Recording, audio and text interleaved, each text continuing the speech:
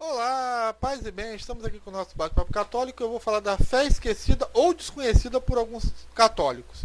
O catolicismo diz que quem sustenta a verdade não é Pedro, Paulo e nem nosso atual Papa Francisco.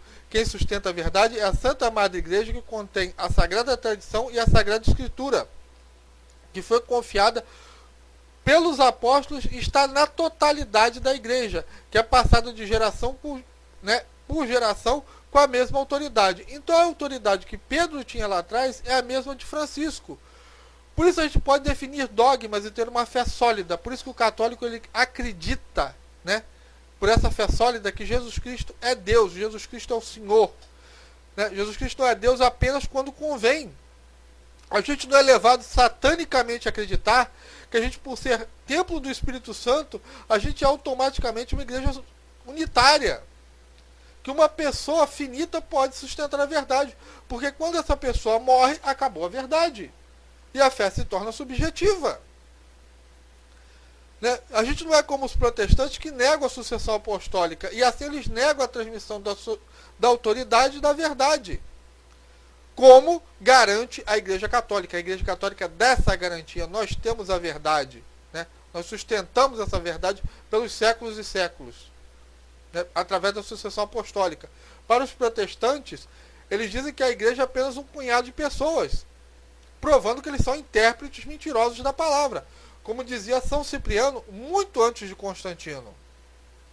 Né? Eles esquecem convenientemente, esses anarquistas, de ler o capítulo todo, onde o próprio Jesus diz, no capítulo 18 de Mateus, versículo 15 ao 17, que a igreja é mais que um grupo de pessoas. Agora, né, vamos entrar no quinto evangelho. Né? A gente vai partir do evangelho dos 4 e vamos ao quinto evangelho, que é a Terra Santa. Venha viajar comigo, meu irmão. Jesus, quando chega a Cesareia de Filipe, né, ele pergunta aos discípulos, quem é o Filho do Homem? Ele faz toda aquela pergunta que a gente já conhece. Quem é o Filho do Homem? Quem dizem que é? Quem diz que vocês são? Né? E Pedro responde, vocês conhecem essa história. Gente, Cesareia de Filipe é, dentro do território romano, é o local mais pagão que podia se ter naquela localidade. Né? Lá tinha uma rocha dedicada aos deuses pagãos. Lá era tido como as portas do inferno. Né? E estudiosos protestantes concordam com isso, que lá era conhecido como as portas do inferno. Era dedicado a Pan. Isso tem um significado muito profundo. Pan é o deus dos pastores e das ovelhas. E Jesus diz, eu sou bom pastor, eu sou o senhor das ovelhas, eu vou atrás da ovelha perdida e eu dou minha vida por elas. Então você percebe a diferença dos dois altares, o antagonismo, no sacrifício de Pan, na caverna que é os portões do inferno, ao anarquismo, a divisão da fé. Né? Lá não se podia derramar sangue, então ninguém derrama o sangue pela causa, ninguém lá sofre. Já no sacrifício do altar de Cristo, a fé una, como está em Hebreus capítulo 9, versículo 17, onde é o sangue pelo perdão dos pecados, ao sacrifício, e daí saem os mártires. Perceber o antagonismo do vinho de Pan, que é Deus da orgia, do caos e da anarquia, e o vinho de Jesus Cristo, que é o monarca supremo, que vem com uma hierarquia, né? Onde ele é o cabeça entre o céu e a terra, que Jesus Cristo é rei. Vocês perceberam essa diferença? É um simbolismo muito forte. Né? Que esse templo cheio de imagens profanas é diante desse templo que Jesus, o bom pastor, funda a sua igreja, que é o reflexo do céu na terra. Por isso os católicos, desde o primeiro século, encheram os seus locais de culto com imagens do céu. Não que muitos católicos tenham realmente visto o céu, mas é como nós percebemos o céu pelos olhos da fé e expressamos isso publicamente. É só você entrar nesse sexto evangelho, né, de Cristo. Aí já passou do quinto, vamos um pouquinho no sexto. E ler com seus próprios olhos, ver lá, Jesus Cristo é nosso Deus. Pedro, príncipe dos apóstolos. Paulo e Pedro intercedem por Vítor. Está no nosso sexto evangelho. E eu acho um absurdo enorme ter que ser uma mente tomada por Satanás dizer que esses católicos mártires, que morreram por não adorar falsos deuses, não sabiam a diferença entre Ísis e a Virgem Maria. Isso é um absurdo. É uma ofensa àqueles que deram a vida por Cristo. É prestar culto a Satanás. Mas voltemos ao quinto evangelho, voltemos ao Cesareia de Filipe.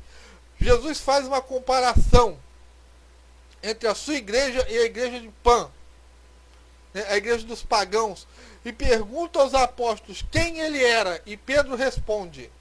E não foi por acaso que Pedro respondeu isso, porque Jesus, desde que conheceu Pedro, está lá no Evangelho de João, chamou ele de Cefas, que quer dizer pedra. E Pedro não sabia quem era Jesus por qualquer coisa que ele tenha aprendido no Antigo Testamento. A Bíblia fala isso. Imagina se Pedro fosse adepto à sola Escritura. Ele faz isso por revelação divina. E o que Pedro fala? Tu és filho do Deus vivo.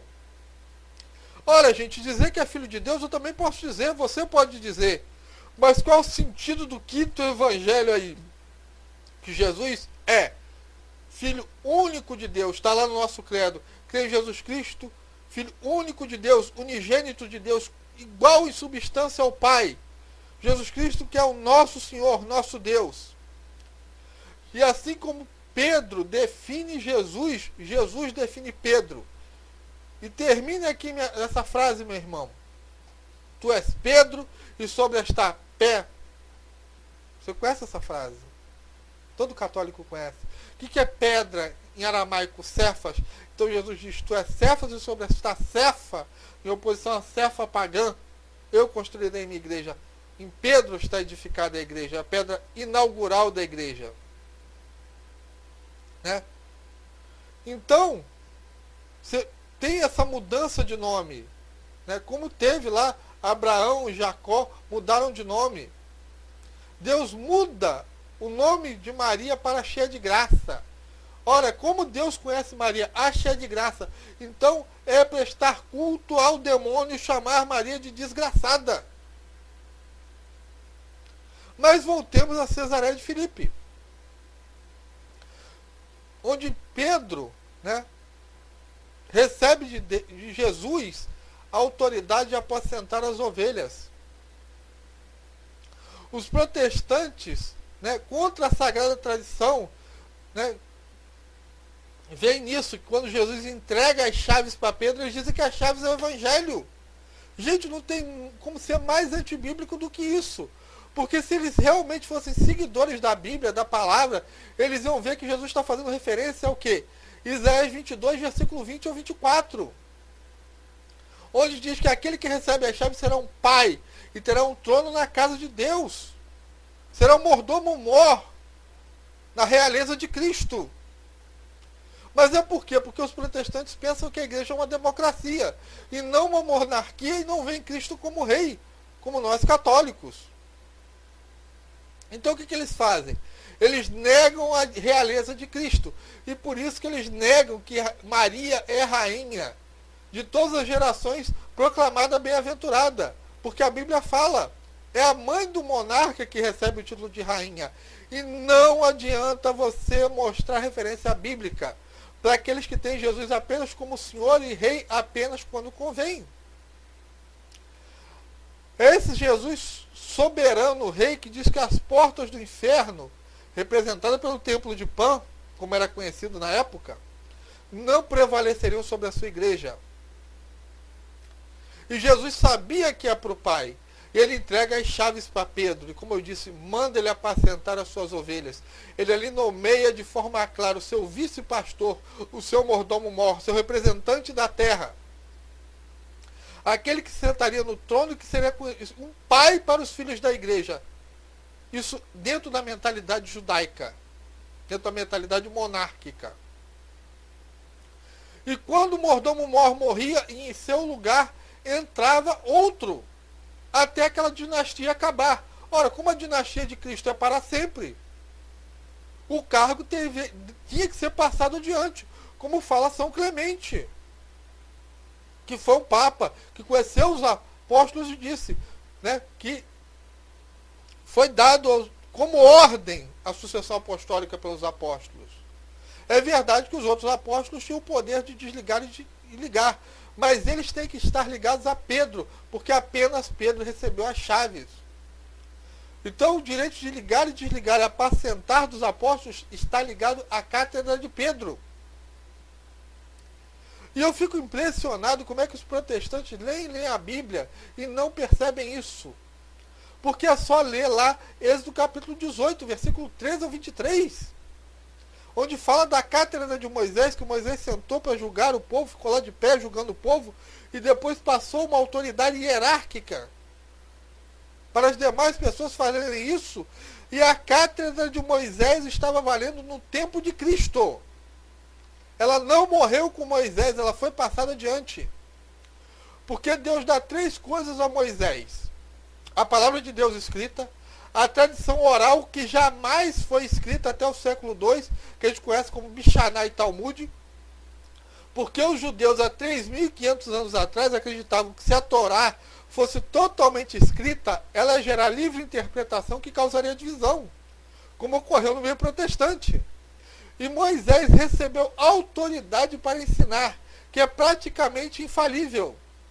E essa autoridade foi passada até chegar aos tempos de Cristo. Então, como é que o protestante pode anular ou dar prazo de validade à cátedra de Pedro, que é mais perfeita que a de Moisés, pois faz parte da nova e eterna aliança? Quer dizer, é ser totalmente contra Cristo negar a cátedra de Pedro. E não fomos nós católicos que inventamos isso, foi Cristo, quando ele cria a sua igreja. Quando ele dá o poder de ligar e desligar, que é a autoridade indiscutível dentro da mentalidade judaica. Então, assim como, né, Esaú perdeu os seus direitos para Jacó por não ter dado valor ao que tinha, os judeus fizeram muito pior, desprezando Cristo. Então nós, católicos, herdamos a cátedra de Moisés. A cátedra que Francisco senta hoje tem 3.500 anos, meu irmão, que vem dessa herança. E Jesus disse isso na cara daqueles falsos pastores que faziam oposição a Cefas, que era sua pedra, em território romano. Por isso que a igreja foi fundada em território romano. E a igreja teve em Jerusalém, depois em Antioquia, Roma, França, e hoje está no Vaticano, que é um país, e nós continuamos romanos de nascimento. E nós católicos sabemos disso. E sabíamos disso antes da Bíblia. Porque a nossa lei não está em tábuas de pedras espremidas em capítulos e versículos. A nossa lei está em nossos corações. Você quer ver uma coisa? Acompanha comigo, meu irmão, você que está me ouvindo. O Senhor é meu pastor e Jesus tomou o pão e disse: ave cheia de graça o Senhor é, tu és Pedro, e sobre esta aí as portas do inferno não, eu estarei convosco até.